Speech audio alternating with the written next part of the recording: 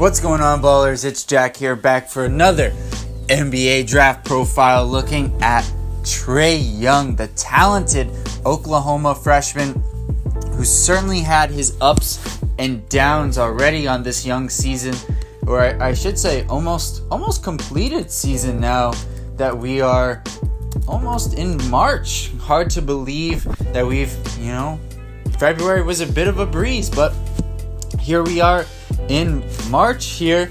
We're about to be in March, and Trae Young's stock, if anyone's had more of a roller coaster ride than Trae Young this season, I'd like you to point him out to me because I've missed him.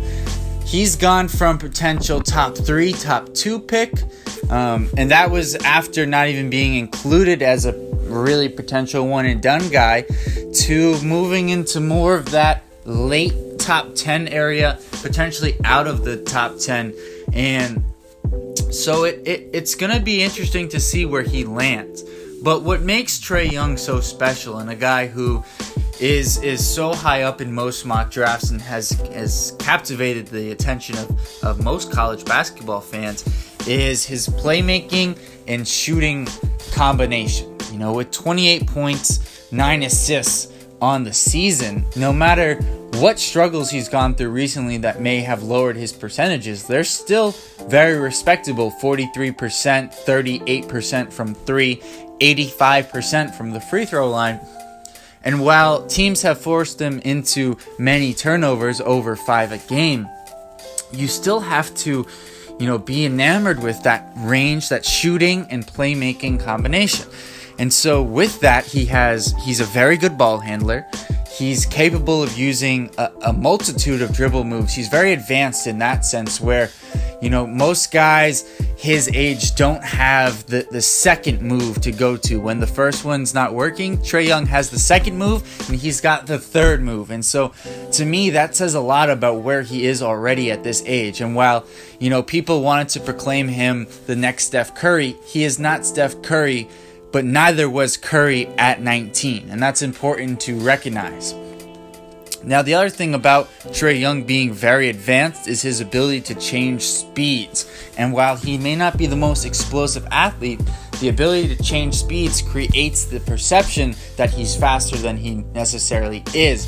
And that, to me, is a very advanced skill that he already possesses, something already in his arsenal that is definitely going to carry over to the next level. So in terms of skills that carry over, that ability will carry over, especially, with the level of NBA athletes. It's going to be important for him to maintain that. And that's something that should transition pretty easily. Now, he's capable of finishing around or over opposing bigs. I wouldn't say it's his best strength. Obviously, the first 2 things I mentioned, and I will hammer home throughout this video, the playmaking and his range are his best, but he is capable, and he uses the rim very well in terms of able to finish reverse layups, and then opposite that, he's also able to get off his floater as well, and so that should help in terms of finishing at the next level, as well as his ability to stretch out the defense with his range on that 3-point shot. And so with those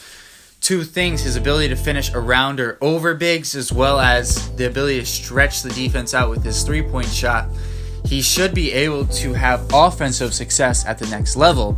And that goes in tandem with his court recognition.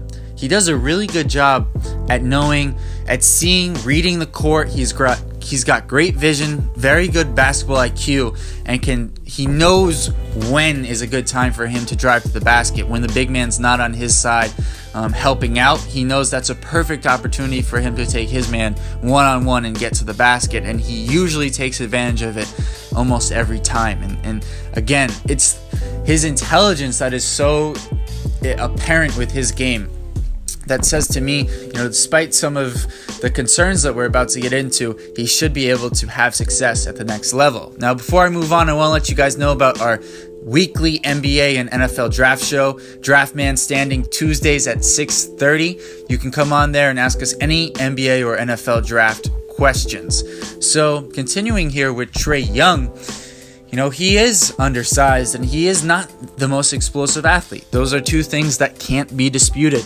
And so to me, it's amazing really, when you take a step back and you look at the guys who he's been competing with to be in this upper echelon lottery area, and you look at guys like Mo Bamba and DeAndre Ayton and Jaren Jackson and Marvin Bagley, and then you look at Trae Young and it's almost like they don't even play the same sport, but you know, it goes to show just how remarkable Trae has been.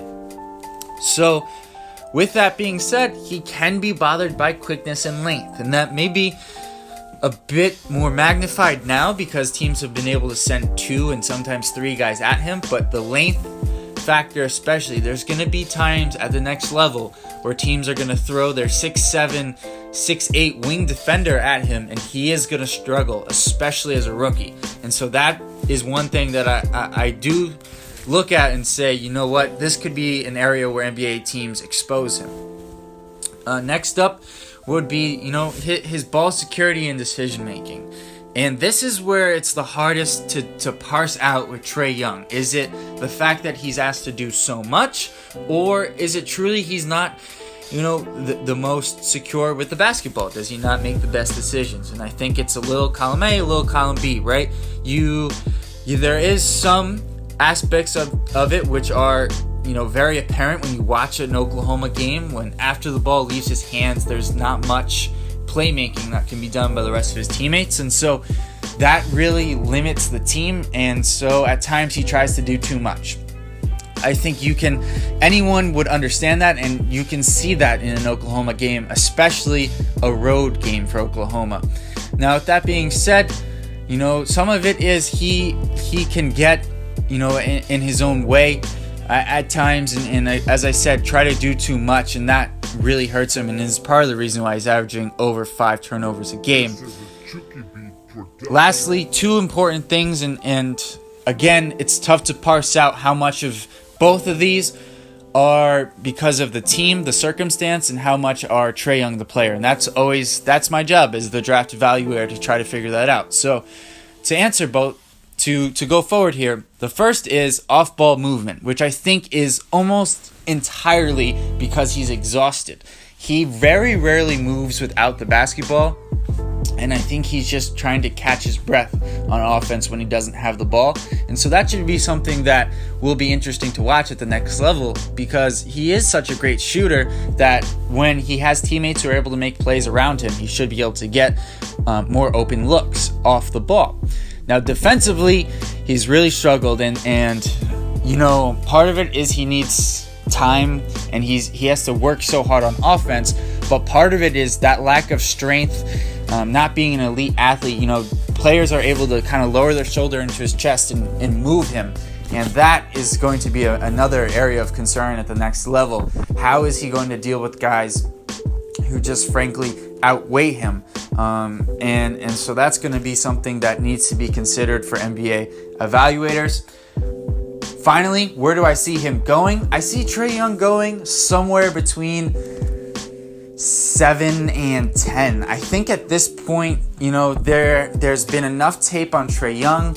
There's so much other talent in this draft, especially big man talent, that I think he's going to fall a little bit towards the end of the top 10 there.